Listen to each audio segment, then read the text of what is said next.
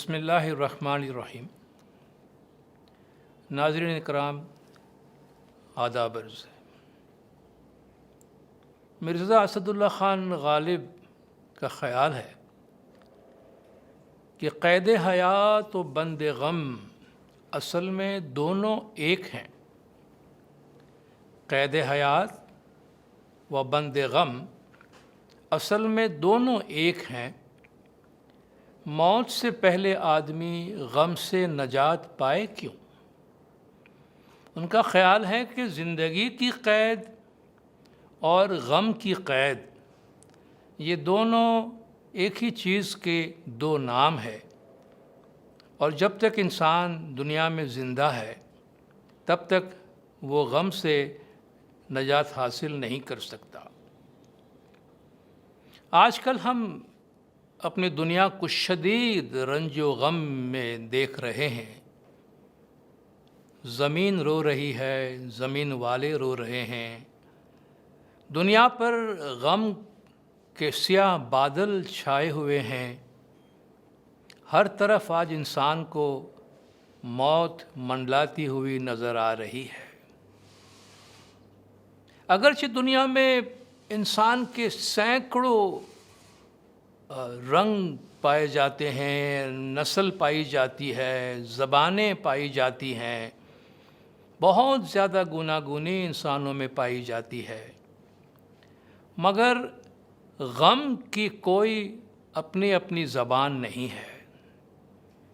اظہار غم کی ایک ہی زبان ہے۔ دنیا میں کہیں بھی انسان ہو، وہ اپنے غم کا اظہار ایک ہی طرح سے کرتا ہے۔ غالب کا قول ہے کہ فریاد کی کوئی لے نہیں ہے، نالہ پابند نئے نہیں ہے۔ یعنی جب آدمی فریاد کرتا ہے، آہ و بکا کرتا ہے، تو پھر اس کو کسی بھی قسم کی لے یا سر کی محتاجی نہیں ہوتی ہے۔ اسی طرح گریہ و زاری جب نالہ کرتا ہے انسان، تو اس کو کسی بانسری کی، کسی موسیقی کی، کسی میوزک کی ضرورت نہیں رہتی۔ دنیا میں کہیں بھی ایک بچہ رو رہا ہو تو آپ کو معلوم ہے کہ سارے بچے اسی طرح روتے ہیں۔ رونے کی کوئی زبان نہیں ہوتی، رونے کا کوئی سر نہیں ہوتا۔ کسی ماں کے گود میں کوئی بچہ رو رہا ہو تو آپ جا کے اس سے نہیں پوچھتے ہیں کہ آپ کا یہ بچہ کون سی زبان میں رو رہا ہے، یا عربی میں رو رہا ہے، یا انگریزی میں رو رہا ہے، یا اردو میں رو رہا ہے۔ رونے کی کوئی زبان نہیں ہے۔ اگر کوئی غم زدہ انسان رو رہا ہو، آہ و زاری کر رہا ہو، تو کوئی موسیقار اس کے پاس جا کر اسے یہ نہیں کہتا کہ برخوردار تم رو رہے ہو، تمہیں رونے کا کوئی سلیقہ بھی ہے کہ نہیں؟ نہ تمہارے پیچ کا ٹھکانہ ہے، نہ تمہارے اندر کوئی سر ہے، نہ تم کوئی تال کا لحاظ رکھتے ہو، بس روئے جا رہے ہو۔ رونا نہیں آتا تو روتے کیوں ہو؟ اب رونا کوئی سیکھنے کی ضرورت نہیں ہے، کسی کو یہ کہنے کی ضرورت نہیں ہے کہ بھئی رونا نہیں آتا تو روتے کیوں ہو۔ آپ گانے کے لیے تو کہہ سکتے ہیں کہ گانا نہیں آتا تو کیوں گاتے ہو، مگر رونے کے لیے آپ کبھی نہیں کہتے ہو کہ رونا نہیں آتا ہو تو کیوں روتے ہو، چونکہ رونے کے لیے کسی سلیقہ کی ضرورت نہیں ہے۔ ہم اپنے بچوں کو اپنی زندگی میں جو تعلیمات دیتے ہیں ان میں ہمیشہ ہم ان کو کامیاب ہونے کے لیے اور اچیومنٹ کی تعلیمات دیتے ہیں کہ کس طرح ہم زندگی میں آگے بڑھیں، لیکن ہمارے نصاب میں، ہمارے کریکولم میں کہیں بھی یہ بات نہیں پائی جاتی ہے کہ ہم اپنے بچوں کو یہ سکھائیں کہ زندگی میں غم کے دور بھی آتے ہیں، زندگی میں مشکل حالات بھی آتے ہیں، زندگی میں ہمیں لاس اور نقصان کا بھی سامنا کرنا پڑتا ہے، یہ زندگی کا لازمی حصہ ہے، اور اس کے لیے ہمیں کس طریقے سے تیار رہنا چاہیے یہ ہم اپنے بچوں کو نہیں سکھاتے ہیں، اور نہ ہی یہ ہمارے نصاب کا کوئی حصہ ہے۔ تھوڑی سی بات ہم اس پہ کریں کہ غم یا گریف جسے ہم کہتے ہیں، غمگینی ہے، وہ کیا ہے؟ غمگینی یا غم جو ہے وہ کسی بھی نقصان کے موقع پر ہمارا ایک نیچرل رسپانس ہے، وہ ہمارا ایک رد عمل ہے۔ جس طرح میں چل رہا ہوں، میرے پیر میں کوئی چوٹ آتی ہے، مجھے کوئی ٹھوکر لگ جاتی ہے، تو میرا جسم درد کے ذریعے سے ایک رسپونڈ کرتا ہے کہ بھئی پیر میں چوٹ آئی ہے اور درد ہو رہا ہے۔ اسی طرح جب کوئی انسان ایموشنلی سفر کرتا ہے، جذباتی طور پر تکلیف میں ہوتا ہے، تو اس کا اظہار جو ہے وہ غم کے ذریعے سے ہوتا ہے۔ وہ تکلیف کسی بھی صورت میں ہو، کسی بھی طرح کے نقصانات ہو، کاروباری نقصانات ہے، یا ہماری زندگی سے ہمارے کسی عزیز کا ہم سے بچھڑ جانا ہو۔ یہ جو غم ہے یا غمگینی کی حالت ہے، یہ بہت ہی پینفل ہے، بہت ہی تکلیف دہ ہے اور بہت ہی اوور ویلمنگ ہے۔ یعنی یہ ہم پر حاوی ہو جاتے ہیں، یہ بڑے پاورفل ہے، ہمیں کنٹرول کر لیتے ہیں، اور ہمارا ان پہ کنٹرول نہیں ہوتا کہ ہم اپنی مرضی سے جتنا چاہے غمگین ہو اور جتنا چاہے غمگین نہ ہو۔ ہم اس غم کی گرفت میں آ رہے ہوتے ہیں، آ چکے ہوتے ہیں، اور اس میں ہمیں اپنے آپ کو سنبھالنے کی ضرورت ہوتی ہے۔ جب ہم غم کی حالت میں ہوتے ہیں تو مختلف قسم کے ہم ان کے اظہارات کرتے ہیں۔ غیر متوقع طور پر ہمارے ایموشنل ایکسپیرینسز ہو سکتے ہیں جن کے لیے ہمیں تیار ہونا چاہیے۔ جو غم کا درد ہے وہ ہماری دنیاوی اور ہمارے جسمانی زندگی کو بھی بہت حد تک متاثر کرتے ہیں۔ مثلا ہماری نیند، ہمارا کھانا پینا، بلکہ ہماری سوچ تک اس سے متاثر ہو جاتی ہے، اور ایسا لگتا ہے کہ زندگی جیسے معطل ہو گئی ہے، زندگی کہیں رک گئی ہے اور کوئی سمت نظر نہیں آ رہی ہے۔ کسی بھی نقصان کے ساتھ ہمیں اپنے آپ کو کوپ کرنا، اور اس غم کے ساتھ جو ہے ہم کس طریقے سے اس کے ساتھ کوپ کریں، یہ ہماری زندگی کا بہت بڑا چیلنج ہے، اور اسی کے بارے میں آج ہم کچھ بات کرنے کی کوشش کریں گے کہ ہمارے کسی عزیز کی موت ہو جانا، کسی عزیز کا ہم سے بچھڑ جانا، یہ بہت بڑے غم کا سبب بنتا ہے ہمارے لیے۔ لیکن اس کے ساتھ ساتھ اور بھی کچھ ایسے واقعات ہو سکتے ہیں جو ہمارے لیے شدید غم کے باعث بنے۔ مثلاً کسی کا رشتہ ٹوٹ جانا، طلاق ہو جانا، کسی کا کام چھوٹ جانا، کسی کی نوکری جاب چھوٹ جانا، کوئی خواب کوئی شخص دیکھ رہا ہے زندگی میں کہیں پہنچنے کے واسطے کہ مجھے اس پروگرام میں داخلہ چاہیے، یا مجھے اس یونیورسٹی میں داخلہ چاہیے، یا مجھے یہ حاصل کرنا ہے، اور کسی طرح شاید وہ ایسا کرنے میں کامیاب نہیں ہوتا، تو وہ ایک غم کی حالت میں چلا جاتا ہے۔ گھر میں ہمارے کسی عزیز کو کوئی شدید بیماری لاحق ہو اور جو شاید ناقابل علاج ہو، وہ ہمیں شدید غم میں مبتلا کر دیتے ہیں۔ تو ایسے بہت سارے واقعات زندگی میں آتے ہیں جو ہمیں غم زدہ کر دیتے ہیں۔ مگر ایک بات یاد رکھیں، جو بھی ہمارے نقصانات ہیں اور اس سے جو بھی ہماری غمگینی ہے، یہ ہمارا ذاتی معاملہ ہے، یہ ہمارا ذاتی تجربہ ہے، اور اس تجربے یا اس فیلنگ کے اظہار کرنے میں ہمیں کسی قسم سے شرمندہ ہونے کی ضرورت نہیں ہے، جھجک محسوس کرنے کی ضرورت نہیں ہے۔ ہم جو فیل کر رہے ہیں اس کا اظہار کرنا بالکل نیچرل ہے، اور ہمارے دکھ اور تکلیف یا لاس کی کوئی بھی وجہ ہو، اس کے ساتھ نبرد آزما ہونے کے لیے، اس کے ساتھ کوپ کرنے کے لیے کچھ ایسے صحت مند طریقے ہیں جن کو ہم اپنا سکتے ہیں، جن کے ذریعے سے رفتہ رفتہ ہم اپنی زندگی کو معمول پر لا سکتے ہیں، اور اس غم کی جو شدت ہے اس میں رفتہ رفتہ کمی لا سکتے ہیں۔ گریونگ جو ہے، یعنی غم زدگی کی جو حالت ہے، وہ ایک پروسیس ہے۔ یہ ایک طریقہ ہے، یہ لمبا چلتا ہے، اور اس گریونگ پروسیس کو ہمیں سمجھنے کی ضرورت ہے۔ گریونگ جو ہے یا غمزدہ ہونا ہے یا غمگین ہونا ہے، وہ ہر ایک کی انفرادی حالت ہوتی ہے، ہر ایک کا انفرادی تجربہ ہوتا ہے۔ اس میں کوئی رائٹ اینڈ رانگ طریقہ نہیں ہوتا ہے کہ بھئی غمزدہ ہونے کا یہ صحیح طریقہ ہے اور غمزدہ ہونے کا یہ غلط طریقہ ہے، جس سے آپ کہیں کہ بھئی رونے کا یہ کوئی صحیح طریقہ ہے یا رونے کا غلط طریقہ۔ جس طرح میں نے پہلے آپ کو بتایا کہ فریاد کی کوئی لے نہیں ہے، نالہ پابند نئے نہیں ہے، اس طرح جو غمزدگی کی حالت ہے ہماری، اس میں کوئی رائٹ اینڈ رانگ طریقہ نہیں ہے کہ آپ کو اس طرح غمزدہ ہونا چاہیے اور اتنا غمزدہ نہیں ہونا چاہیے۔ بدقسمتی سے ہم کبھی کبھی کیسی غلطیاں کر دیتے ہیں کہ ہم لوگوں کے گریف ریگولیٹر بننے کی کوشش کرتے ہیں یا گریف ریگولیٹری اتھارٹی بننے کی کوشش کرتے ہیں کہ ہم یہ فیصلہ کریں گے جی آپ کو کتنا غمگین ہونا چاہیے۔ بھئی دیکھیے آپ کی غمگینی کی حالت جو ہے وہ 3 سے لے کر اور 7 کے درمیان میں ہو، آپ 3 کے نیچے غمگین نہیں ہوں گے اور 7 کے اوپر غمگین نہیں ہوں گے۔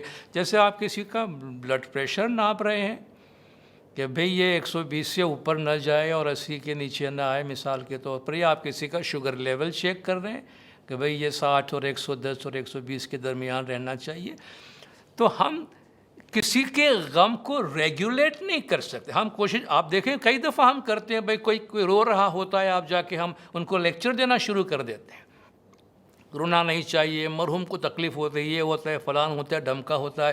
ہم پورا زور لگاتے ہیں کہ اس کو رونے سے روکے، جبکہ اس کے لیے بہت ضروری ہے کہ وہ روئے۔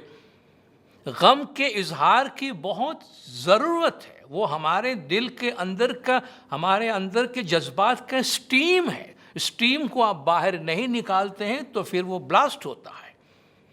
تو اس اسٹیم کو روکنے کی کوشش نہ کرے، فیسیلیٹیٹ کرے اس کو کہ وہ اسٹیم جو اس کے اندر ہے اسے وہ نکال سکے۔ تو جو گریونگ پروسیس ہے اس میں وقت لگتا ہے، ٹائم لگتا ہے۔ جو زخم بھرتا ہے اس زخم کو بھرنے میں وقت لگتا ہے۔ کسی کی ٹانگ ٹوٹ جاتی ہے، آپ ہاسپٹل جاتے ہیں، آپ کو پلاسٹر کر دیتا ہے، تو یہ تو نہیں ہے کہ 2 منٹ میں آپ باہر نکل کے دوڑنا شروع کر دیں۔ آپ کو کتنا ریسٹ کرنے کو کہا جاتا ہے۔ کیوں کہ ہیلنگ پروسیس ایک نیچر کا پروسیس ہوتا ہے، وہ گریجولی چلتا ہے، وہ آپ کی کمانڈ پہ نہیں چلے گا کہ بھئی 3 دن میں ٹانگ صحیح چاہیے، نہیں، وہ نیچر جتنا ٹائم چاہے گا اتنا لے گا۔ آپ اس کو فورس نہیں کر سکتے، آپ اس کو جلدی کرنے کے لیے بھئی یہ آپ اس کو ارجنٹلی ٹھیک کریں، یہ ارجنٹلی ٹھیک کرنے والی چیز نہیں ہوتی ہے۔ یہ نیچر کا اپنا پروسیس ہے، یہ اپنا وقت لیتا ہے۔ شاعر ہستی مل ہستی نے کیا بات کہی ہے کہ ہم نے علاج زخم دل تو ڈھونڈ لیا، لیکن ہم نے علاج زخم دل تو ڈھونڈ لیا، لیکن گہرے زخموں کو بھرنے میں وقت تو لگتا ہے، ٹائم تو لگے گا نا۔ تو فیلنگ سیڈ اور فرائٹن اور لونلی، آپ کو بہت غمگین ہے، آپ کو ڈر بھی لگ رہا ہے، اکیلا پن بھی ہو رہا ہے، کوئی لاس، کوئی نقصان کے بعد، تو فائن، یہ بہت نارمل ہے، بہت نیچرل ہے۔ اگر ہم رو رہے ہیں اپنے غمگینی کی حالت میں تو اس کا یہ مطلب نہیں ہے کہ ہم کمزور ہیں اس لیے رو رہے ہیں۔ کوئی رونا کسی کی کمزوری کی علامت نہیں ہے۔ بلا ضرورت اپنے غم کو چھپا کے اور مردانگی دکھانے کی کوئی ضرورت نہیں ہے۔ اللہ نے آنکھیں اور دی ہیں اور آنکھوں میں آنسو دیے ہیں تو وہ آنسو بہانے کے واسطے دیے ہیں، کوئی سٹاک کر کے سنبھال کے رکھنے کے واسطے نہیں ہے کہ قیامت کے دن خدا کو پیش کریں گے، جی میں اتنے آنسو سیو کر کے آپ کے لیے واپس لایا ہوں۔ کہ میں نے تم کو یہ سیو کرنے کے واسطے نہیں دیا ہے، یوز کرنے کے واسطے دیا ہے۔ بعض لوگوں کا خیال ہے کہ اگر آپ کو رونا نہیں آتا یا آپ روتے نہیں ہیں تو اس کا مطلب یہ ہے کہ آپ کو جو نقصان ہوا ہے اس کے متعلق آپ بہت زیادہ غمگین نہیں ہیں یا بہت زیادہ سنجیدگی سے اس کو نہیں لے رہے ہیں۔ ایسی کوئی بات نہیں ہے۔ کوئی بھی نقصان، کوئی بھی لاس، کسی کی بھی عزیز کی وفات کے بعد رونا وہ ایک رسپانس ہوتا ہے. آپ کے سیڈنس کے بہت سے رسپانسز میں سے ایک رسپانس ہے، مگر واحد وہی رسپانس نہیں ہے آپ کے غم کا اظہار کرنے کے لیے. وہ لوگ جو نہیں روتے ہیں دل سے وہ بہت زیادہ غمگین ہوں گے. آپ کے پاس کوئی میٹر ہے اس کو چیک کرنے کے لیے کہ ہم یہ فیصلہ دے کہ جی دیکھو اس کو تو پڑھی بھی نہیں، اس کا عزیز گزر گیا. وہ غمگین ہے یا نہیں وہ تو وہ جانتا ہے، اس کا فیصلہ ہم نہیں دے سکتے ہیں. تو گریونگ پروسیس کے ساتھ جو ہے ہم کس طریقے سے ڈیل کریں، کس طریقے سے ہم ان گریونگ پروسیس کو ڈیل کر سکتے ہیں تاکہ رفتہ رفتہ ہم اس غم کے پروسیس سے باہر آئیں، اپنے جو پیسز ہیں ان کو ہم پھر سے پک کریں، کلیکٹ کریں اور اپنے زندگی کو پھر سے نارملائز کرنے کی کوشش کریں. سب سے پہلے ہم یہ ایکسیپٹ کریں کہ یہ جو ہمارا غم کا وقت ہے، یہ صدمے کا وقت ہے، وہ ہمارے اندر کسی بھی قسم کی جذباتی کیفیت یا کسی بھی قسم کی جذباتی طوفان پیدا کر سکتا ہے. تو اس میں پریشان ہونے کی ضرورت نہیں ہے. ایموشنل ٹرموائل ہمارے اندر ہو سکتے ہیں، ان ایکسپیکٹڈ قسم کے ایموشنل ہمارے رسپانسز ہوں تو فکر کرنے کی ضرورت نہیں ہے. یاد رکھیے کہ گریونگ پروسیس ہر ایک کا اپنا یونیک ہے، ہر ایک کا اپنا منفرد ہے. لوگوں سے ہم سپورٹ لینے کی کوشش کریں. ہمارے خاندان کے جو ممبر ہیں، خاص طور پر ایسے موقع پر فیملی ممبر بہت قریب آ جاتے ہیں اور فیس ٹو فیس ہم ان کے قریب رہ کر ہم انہیں دلاسا دینے کی کوشش کرتے ہیں اور ہم ان سے سپورٹ لینے کی کوشش کرتے ہیں. یہ جو غمگینی کی حالت ہے کسی لاس کے بعد وہ ایک رولر کوسٹر کی طرح ہو سکتا ہے. آپ نے دیکھا ہے سرکس میں ہم جاتے ہیں یا کسی گھومنے کی جگہ پہ جاتے ہیں، ایک پہیہ ہے نیچے آتا ہے اوپر جاتا ہے، جو کہ رولر کوسٹر ہے جسے بچے خاص طور پہ بہت انجوائے کرتے ہیں. یہ ہمارے جذبات کے ساتھ ہو سکتا ہے کہ کبھی ہم جذبات میں بہت زیادہ پریشان ہو جاتے ہیں، کبھی ہم تھوڑے سے راحت میں آرام میں آ جاتے ہیں. تو یہ بھی اس کی ایک کیفیت ہے جسے ہمیں سمجھنے کی ضرورت ہوتی ہے. جو ہمارا گریف ہے، جو ہمارا صدمہ ہے، اس کی جذباتی علامات جو ہیں ان کے بارے میں ہم بات کرتے ہیں کہ ہمارے لاس یا ہمارے اس جذباتی کیفیت کے ابتدائی دور میں، ابتدائی حالات میں جو بھی ہمارے تجربات ہوتے ہیں جذبات کے اندر، وہ بہت نارمل ہے اور اس سے بہت زیادہ پریشان ہونے کی ضرورت نہیں ہے. مثال کے طور پر کچھ عرصے تک ہمیں ایسا محسوس ہو رہا ہوتا ہے کہ جیسے میرا دماغ جا رہا ہے، آئی ایم گوئنگ کریزی، کہ میں پاگل ہو رہا ہوں، یا میں کوئی بہت ہی برا سا خواب دیکھ رہا ہوں. یہاں تک کہ لوگوں کو اپنے مذہبی عقائد کے اوپر بھی سوالات پیدا ہونے لگتے ہیں. کتنے لوگوں کے بارے میں آپ دیکھتے ہیں گھر میں کوئی بڑا نقصان، کوئی بہت عزیز چلا جاتا ہے تو مذہب سے روٹھ جاتے ہیں، خدا سے روٹھ جاتے ہیں، خدا کو یاد کرنا چھوڑ دیتے ہیں، مذہب سے باغی ہو جاتے ہیں. فائن، یہ ابتدائی کیفیتوں میں ہمارے جذبات میں یہ بغاوت بھی آ جاتی ہے. تو کوئی فکر نہ کریں، کچھ وقت تک اس طوفان میں کچھ بھی ہو سکتا ہے. ان کو ہم سمجھنے کی کوشش کریں اور یہ نہ سمجھے کہ یہ ان ایکسپیکٹڈ ہے، ایسا ہو سکتا ہے. ہمیں ایک شوق سا لگتا ہے، جوان بیٹا اگر دنیا سے اچانک ایکسیڈنٹ میں چلا جاتا ہے تو کتنا بڑا صدمہ، کتنا بڑا شوق ہوتا ہے. ڈس بلیف، کہ ہم تو ماننے کو تیار نہیں ہوتے ہیں. کتنی دفعہ آپ نے دیکھا ہے جب ایسی صورت میں جب جوان بیٹا گھر سے باہر گیا ہے، واپس نہیں لوٹا ہے اور اس کی لاش اگر گھر میں لوٹی ہے تو پیرنٹس، ماں باپ قبول کرنے کو تیار نہیں ہوتے ہیں کہ نہیں، ایسا ہو نہیں سکتا، کہہ دو کہ یہ جھوٹ ہے. کتنے عرصے تک آپ دیکھیں تو پیرنٹس یا اس کی ماں دروازے پہ جا کے کھڑی ہوتی ہے کہ میرا بیٹا ابھی آئے گا، میرا بیٹا ابھی آئے گا. وہ تسلیم کرنے کو تیار نہیں ہوتے، ڈس بلیف کی صورت میں ہوتے کہ نہیں، ایسا نہیں ہوا ہے، بیٹا میرا ہے باہر گیا ہے آ جائے گا، بیٹی میری گئی ہے یونیورسٹی گئی ہے آ رہی ہے. تو یہ کیفیت ہوتی ہے ہماری جسے ہم ایکسیپٹ کریں. سیڈنس، بہت زیادہ اداسی، بہت زیادہ غم، اور ایسا لگتا ہے کہ جیسے پوری دنیا جو ہے ہمارے لیے ایک غم کا سمندر بن گئی ہے. فائن، کیونکہ یہ جو سیڈنس ہے یہ پوری دنیا میں ایک یونیورسل ایکسپریشن ہوتا ہے. جب آپ غمگین ہوتے ہیں، آپ کو بہت زیادہ رونا آتا ہے، رو لیجئے.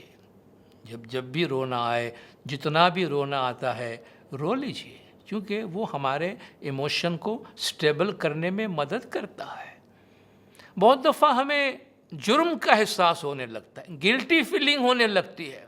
ایک بیٹے نے باہر سے فون کیا، والد صاحب بیمار تھے گزر گئے. کہتا ہے میں گلٹی فیل کر رہا ہوں کہ ہم بھائیوں نے مل کر اپنے ڈیڈی کو بچانے کے لیے کچھ کیا نہیں. حالانکہ سب کچھ کیا انہوں نے، سارے احتیاط بھی کی، ہاسپٹل بھی لے گئے، سارے ٹریٹمنٹ بھی دیے، سب کچھ دیے، مگر کچھ چیزیں ہمارے ہاتھ میں نہیں ہوتی، اور کچھ چیزیں ہیں ہم نے کچھ بھی نہیں چھوڑا ہوگا. پھر بھی ایک گلٹ کی فیلنگ آ جاتی ہے کہ ہم اپنے والد صاحب کو یا اپنے بھائی کو یا اپنے بچے کو نہیں بچا سکے، ہم اس کے لیے قصوروار ہے. کوئی اس کے لیے قصوروار نہیں ہے. یہ گلٹ کا احساس بھی ہوگا تو یہ اسی کا حصہ ہے. غصہ بھی بہت آتا ہے، کسی کا قصور نہیں ہوتا مگر ہم غصہ اتارتے ہیں. کوئی عزیز دنیا سے گزر گیا تو غصہ اتارتے ہیں. آپ نے دیکھا آئے دن لوگ ہاسپٹل پہ غصہ اتارتے ہیں، ڈاکٹرز پہ غصہ اتارتے ہیں، جو گزر گیا ہے اس پہ غصہ اتارتے ہیں کہ تم اتنے جلدی اس حالت میں ہمیں چھوڑ کر کیسے جا سکتے ہو. ارے بھائی، اس کے جانے میں اس کا تو کوئی ہاتھ نہیں تھا، مگر یہ ہمارے جذباتی اظہار ہے.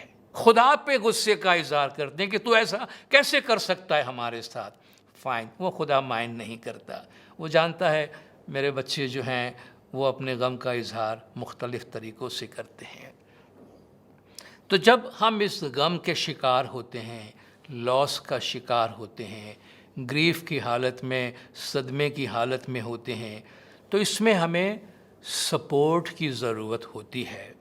اور ہم یہ سپورٹ کہاں سے حاصل کریں، ہمت کہاں سے حاصل کریں، ہم کون سے ستون ہے جس کو تھامیں تاکہ ہم تھوڑا سنبھل سکیں، چونکہ ہماری پوری دنیا ہل چکی ہوتی ہے. ہم دنیا میں کسی بھی تھراپسٹ کے پاس جائیں گے، خاص طور پر ایموشنل تھراپسٹ جو ہوتے ہیں، سائیکو تھراپسٹ ہوتے ہیں، جو انسان کے غم اور لاس کے موقع پر ان کو جذباتی سہارا دینے کی ایڈوائز دیتے ہیں. آپ کسی کے پاس بھی جائیں گے تو پہلا مشورہ وہ آپ کو یہ دیں گے، اگر آپ کسی بھی مذہب میں مانتے ہیں، کوئی بھی آپ کا دین ہو، آپ کسی بھی بڑی طاقت پہ عقیدہ اور ایمان رکھتے ہیں، تو اپنی طاقت آپ وہاں سے حاصل کریں. سب سے پہلے یہ کہ اپنے مذہب کو، اپنے عقیدے کو، اپنے ایمان کو مضبوطی سے پکڑ کے رکھیں، کیونکہ وہ آپ کو ایموشنل سٹرینتھ دینے کے واسطے آپ کی زندگی کے، آپ کی باطنی زندگی کے سب سے مضبوط ستون ہیں، سب سے مضبوط پیلرز ہیں. زندگی کی طرف روحانی طور پہ دیکھیں، اسپریچولی دیکھیں کہ یہ جو ہماری زندگی ہے ایک ابدیت کے اندر چھوٹا سا راستہ ہے. ہم سب انا للہ و انا الیہ راجعون ایک بڑے سے سفر کے اندر ہے، اور اس میں اللہ تبارک و تعالیٰ نے ہمیں یہ چھوٹا سا موقع دیا ہے. اور جو ہمارا مذہب جو ورلڈ ویو ہم کو دیتا ہے کہ زندگی کو، دنیا کو کس طریقے سے دیکھنا، اس کے اندر اس پورے پکچر کو ہم دیکھنے کی کوشش کریں تو ہمارے فیتھ سے ہم کو کمفرٹ حاصل ہوتا ہے.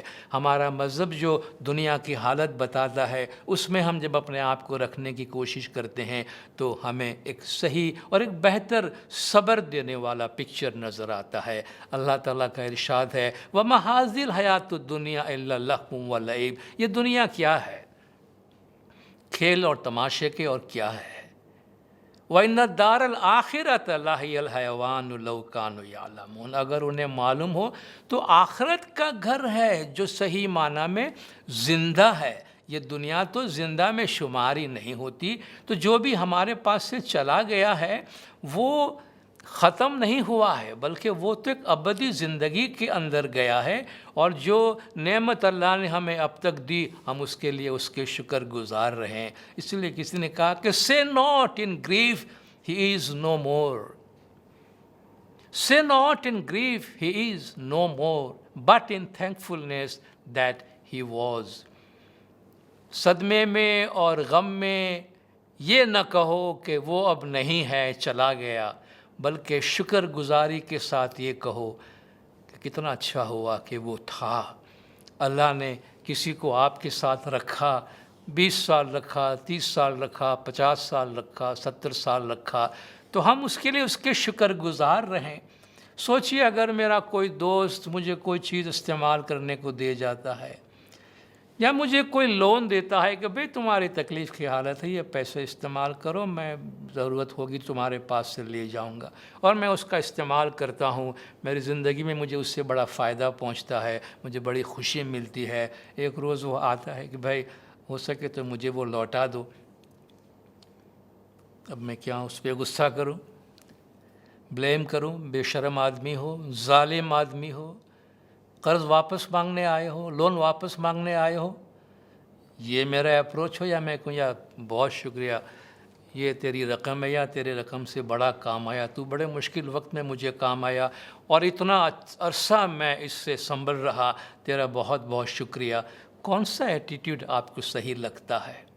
اللہ کسی کے گھر میں اولاد دیتا ہے، 20 سال 25 سال 30 سال کا جوان بیٹا چلا گیا، صدمہ تو لگتا ہے، اس میں کوئی شک نہیں، تکلیف تو ہوتی ہے، مگر ہم خدا سے یہ کہیں، وہ چاہتا نہ بھی دیتا اولاد آپ کو، لیکن ہم اسے کہیں خدایا وہ 30 سال اس نے ہماری زندگی میں کتنی خوشی دی ہے، وہ 20 سال اس نے کتنی خوشی دی ہے، وہ 5 سال کتنی خوشیاں دی ہے، ہم کہیں کہ خدایا تیرا بہت بہت شکریہ، تو نے ایک کھلونا استعمال کرنے کے لیے مجھے 5 سال تک دیا، میں نے بڑا انجوائے کیا۔ جس طرح آپ کے بچے کو کوئی پڑوسی کا بچہ یا پڑوسی کے بچے کے والدین کوئی کھلونا کھیلنے کے واسطے دے جائے، کچھ دن آپ کا بچہ بڑا خوش ہو اور اس کھلونے سے کھیلے، اور پھر وہ پڑوسی اگر مانگنے کے لیے آ جائے تو ہمیں تو اس کا شکریہ ادا کرنا چاہیے، نہیں کہ تھینک یو آپ نے کھلونا دیا، میرا بیٹا کچھ دن تک بہت خوش رہا۔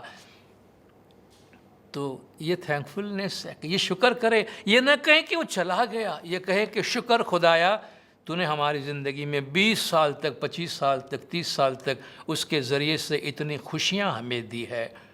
ہمارا تو کچھ بھی نہیں ہے نا، ہم تو صرف اپنا جو ٹرسٹ ہے، جس کی امانت ہے، اس کو لوٹاتے ہیں۔ اس دنیا میں نہ ہم اپنی مرضی سے آئے ہیں، نہ اپنی مرضی سے جا رہے ہیں، ہم خود بھی تو اپنے نہیں ہیں، جان دی ہوئی اسی کی تھی، اگر اپنی جان بھی قربان کر دیتے تو بھی وہ اسی کی تھی۔ حق تو یہ ہے کہ حق ادا نہ ہوا، پھر بھی جو حق ادا کرنا چاہیے وہ تو نہیں ہوا، ہم نے تو صرف امانت ہے جو اس کو لوٹائی ہے۔ تو کوئی بھی چیز دنیا سے ہمارا کوئی بھی عزیز چلا جاتا ہے تو وہ نیست و نابود نہیں ہو جاتا، ختم نہیں ہو جاتا، ایک بہتر زندگی میں ٹرانسفارم ہو جاتا ہے، دوسری حالت میں ٹرانسفارم ہوتا ہے۔ اپنے آپ کو دیکھ لیجئے، ہم جو 5 سال کی عمر میں تھے وہ ہم 10 سال کی عمر میں نہیں رہے، جو ہم 10 سال کی عمر میں تھے وہ ہم 25 سال کی عمر میں نہیں رہے، ہم ٹرانسفارم ہوتے جاتے ہیں نا۔ آج ہم خود اپنے بچپن کی تصویر دیکھیں گے تو ہم مانیں گے نہیں یہ ہماری تصویر ہے، ہم کتنے بدل گئے ہیں، لیکن ہم وہی ہیں۔ تو یہ ایک ٹرانسفارمیشن ہے کہ ہم ایک مادی زندگی سے نکل کر ایک روحانی زندگی میں ہماری ٹرانسفارمیشن ہوتی ہے، تبدیلی ہوتی ہے، جس حالت میں ہم جاتے ہیں۔ تو موت کو سمجھے ہے غافل اختتام زندگی، موت کو سمجھے ہے غافل اختتام زندگی، ہے یہ شام زندگی صبح دوام زندگی۔ کہ غافل انسان ہے جو سمجھتے ہیں کہ موت سے انسان ختم ہو جاتا ہے۔ کہا یہ تو موت تو ایک شام میں زندگی ہے، صبح دوام زندگی ہے، اور جو ہمارے ایٹرنل لائف ہے اس کی مارننگ ہے، اس کی صبح ہے۔ ایک شخص نے بڑی اچھی بات بتائی کہ کسی بزرگ کے پاس ایک آدمی گیا اور کہا کہ بابا موت سے بڑا ڈر لگتا ہے، موت سے بڑا ڈر لگتا ہے۔ بابا نے پوچھا موت سے ڈر لگتا ہے؟ کہاں، بس ابھی عمر بڑی ہو رہی ہے، موت لگتا ہے اب قریب آ رہی ہے، بہت خوف آتا ہے، کیا ہوگا؟ تو بابا نے پوچھا کہ بتاؤ یہ کہ تمہارے بابا کدھر ہے؟ کہا وہ تو گزر گئے ہیں، آپ چلے گئے دنیا سے، اور تمہاری ماں بھی دنیا سے چلی گئی۔ اچھا تمہارے ماں باپ کے والدین؟ کہا وہ تو ان سے پہلے دنیا سے چلے گئے۔ تمہارے چاچا، تمہارے کوئی اور رشتہ دار؟ کہا بس ابو جان کے بھائی تھے وہ بھی سارے کے سارے چلے گئے، اب بس میں، میری بیوی، ایک دو بچے ہیں، چھوٹا سا خاندان یہاں ہے۔ کہا اچھا، اس کا مطلب یہ ہے کہ تمہارا زیادہ تر خاندان تو ادھر ہے، یہاں تو بہت تھوڑے لوگ تم رہے ہو، تو اس میں ڈرنے کی کیا بات ہے؟ تم تو اپنے فیملی کے پاس جاؤ گے واپس، اور بہت بڑا خاندان تمہارا وہاں انتظار کر رہا ہے۔ اور سنو بیٹا، ڈر لگتا ہے نا تو ایک کام کیا کرو، روزانہ اپنے مرحوم رشتہ داروں کے لیے ایک تحفہ بھیجا کرو، روزانہ اپنے مرحوم رشتہ داروں کے لیے ایک تحفہ بھیجا کرو۔ کہا بابا تحفہ کیسے بھیج سکتا ہوں مرحوموں کے لیے؟ کہا بیٹا صلوات پڑھ لو، کوئی تسبیح پڑھ لو، کوئی نیکی کا کام کر لو، استغفار کی کوئی دعائیں کر لو، اور ان کو اس کا ثواب دے دو، ان کی طرف سے استغفار کرو، روزانہ کوئی نہ کوئی اچھا کام کر کے اس کا ثواب دے دو، کوئی نہ کوئی اچھی بات ان کے بارے میں کہو، دیکھو تمہاری آخرت بھی بہت اچھی طرح آباد ہو جائے گی۔ پھر اس نے کہا دیکھو تمہارا کوئی دوست ہو کسی اور شہر میں یا اور ملک میں رہتا ہو، اور روزانہ تمہیں ایک تحفہ بھیجتا ہو، تم صبح آفس پہنچتے ہو تو وہ تمہارا تحفہ انتظار کر رہا ہوتا ہے، روزانہ صبح تمہارے دوست کی طرف سے ایک تحفہ تمہارے ٹیبل پہ آ کے پڑا ہوتا ہے، بھلے حقیر چھوٹا سا تحفہ کیوں نہ ہو، تمہیں وہ دوست کیسا لگے گا؟ کہ بابا بڑا اچھا لگے گا۔ تم اس دوست کی کتنی قدر کرو گے؟ کہ بالکل کریں گے، ہر روز جو میرے پاس اتنی خوشیاں بھیجتا ہے تو میں بڑی قدر کروں گا۔ اچھا سوچو ایک دن وہ دوست تمہیں لکھتا ہے کہ میں تمہارے شہر آ رہا ہوں اور تمہارے گھر پر آ رہا ہوں، تمہاری کیا کیفیت ہوگی؟ کہا بابا میں تو بڑی تیاری کروں گا، اتنے عرصے سے وہ دوست جو ہے مجھے تحفے بھیج رہا ہے، تو میں تو پورے پروٹوکول کے ساتھ جا کر اس کو خوش آمدید کہوں گا، اور جتنی میں مہمانداری کر سکتا ہوں وہ میں کروں گا۔ کہا بیٹا اسی طرح ہم اگر اوپر رہنے والوں کو اپنے تحفے بھیجتے رہتے ہیں تو جب ہمارا دنیا سے جانے کا وقت ہوتا ہے اور انہیں پتہ چلتا ہے کہ ہمارا یہ عزیز آ رہا ہے تو وہ اسی طرح پورے پروٹوکول کے ساتھ، پورے عزت و احترام کے ساتھ تمہیں ریسیو کرتے ہیں، تو گھبرانے کی اور غم کی کیا بات ہے؟ اس میں غم کی کوئی چیز نہیں۔ اللہ تبارک و تعالیٰ بھی فرماتا ہے کہ نیک لوگوں کی روحیں جب فرشتے قبض کرتے ہیں تو ان پہ سلام بھیجتے ہیں، ان کو خوشخبریاں دیتے ہیں اور ان کو ڈھیر ساری خوشیاں دیتے ہیں۔ مولانا حضرت امام علیہ السلام نے جب آیت الشفا کی آیات جو کہ میت کے موقع پر پڑھی جاتی ہے ہمارے پاس، ان کا اپروول دے رہے تھے، اس وقت مولانا نے چند ہدایات دی تھی۔ ان میں مولانا نے فرمایا کہ دیکھو how beautifully the holy Quran speaks of the kindness and generosity of Allah. Quran حکیم کتنی خوبصورتی سے اللہ تبارک و تعالیٰ کی مہربانیوں اور فیاضیوں کا ذکر کرتا ہے۔ The Quran also speaks of the greatness of the hereafter۔ قرآن آنے والی دنیا کی جو بڑائی ہے اس کا ذکر کرتا ہے، the soul's unification with eternity، یعنی کس طرح روح جو ہے وہ دائمیت کے ساتھ مرج ہو جاتی ہے، دائمیت میں مل جاتی ہے، جسے ہم کہتے ہیں اصل میں واصل ہو جاتی ہے۔ And then that the deceased is to receive there what he could not enjoy in this world۔ دنیا سے جانے والا وہ وہاں ہر چیز کو انجوائے کرتا ہے، وہاں اسے ہر وہ چیز حاصل ہو جاتی ہے جو اسے اس دنیا میں حاصل نہیں ہوتی۔ یہاں جو بھی ان کی حسرتیں رہ گئی ہیں وہ سب اس دائمی زندگی میں پوری ہو جاتی ہے۔ And what man loses in this world while living، دنیا چھوڑتے ہوئے انسان جو کچھ بھی اس دنیا میں گنواتا ہے اس جسٹ انسگنیفیکنٹ، ان کی کوئی اہمیت نہیں ہے، وہ بالکل معمولی چیز ہے۔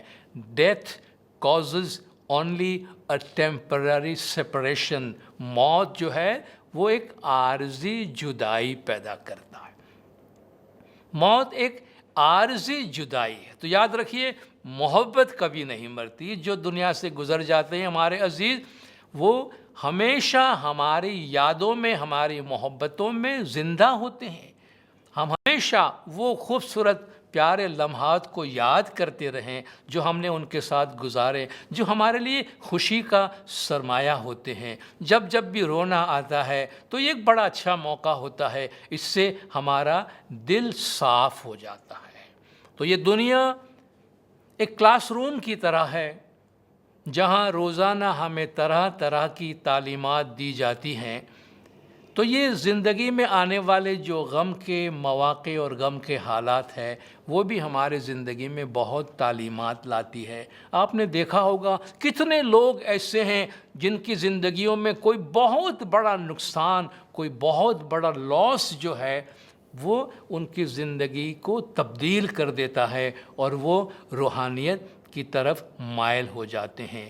تو اپنے مرحوموں کی یاد میں آپ جو بھی نیکیاں کرنا چاہتے ہیں، بھئی کوئی درخت لگا دیا، کوئی گارڈن ہم نے بنا کر اس کے نام پہ کر دیا، ہم نے کوئی پھول جو ہے وہ اپنے پیاروں کے نام کر دیا، ہم نے کسی ادارے میں کوئی ڈونیشن دے دیا تاکہ اس کی یاد میں کوئی اچھا سا کام جو ہے وہ جاری رہے، تو اس طریقے سے ہم مرحوم کو خدا حافظ بھی کہتے ہیں، ان کو جانے بھی دیتے ہیں، اور گریجولی ہم اپنی لائف کو ریکلیم کرتے ہیں، اپنی زندگی کے جو راستے ہیں اس پہ آ جاتے ہیں۔ بس آخر میں اس بات کے ساتھ میں اپنی بات کو مکمل کروں گا کہ کسی کو بھی اس بات کی اجازت نہ دے کہ وہ آپ سے کہے کہ آپ کو کس طرح غمگین ہونا چاہیے۔